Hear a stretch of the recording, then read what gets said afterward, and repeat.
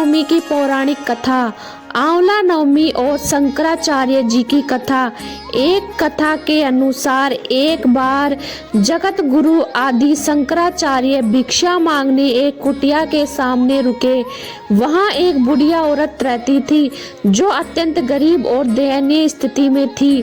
शंकराचार्य जी की आवाज सुनकर वह बूढ़ी औरत बाहर आई। उसके हाथ में एक सूखा आंवला था। वह बोली, महात्मन, मेरे पास इस सूखे आंवला के सिवा कुछ भी नहीं है जो आपको भिक्षा में दे सकूं। शंकराचार्य को उसकी स्थिति पर दया आ गई और उन्होंने उसी समय उसकी मदद करने का प्रण किया। उन्होंने अपनी आंखें बंद की और मंत्र रूपी 22 श्लोक बोले। ये 22 श्लोक गणगंधारा स्रोत में श्लोकित थे।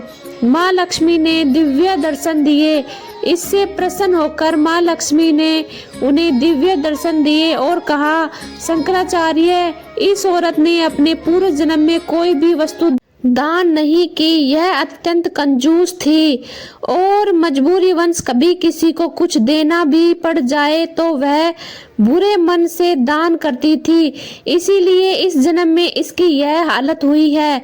यह अपने कर्मों का फल भोग रही है, इसीलिए मैं इसकी कोई सहायता नहीं कर सकती।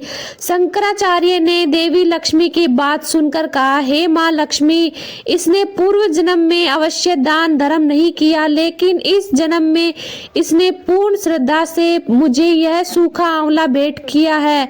इसके घर में कुछ नहीं होते हुए भी इसने यह मुझे सौंप दिया है। इस समय इसके पास यही सबसे बड़ी पूंजी है। क्या इतना भेंट करना पर्याप्त नहीं है? शंकराचार्य जी की इस बात से माँ लक्ष्मी प्रसन्न हुई और उसी समय उन्होंने गरीब महिला की कुटिया में स्वर्ण के आंवले की वर्षा कर दी और सोने के आंवले बरसा दिए।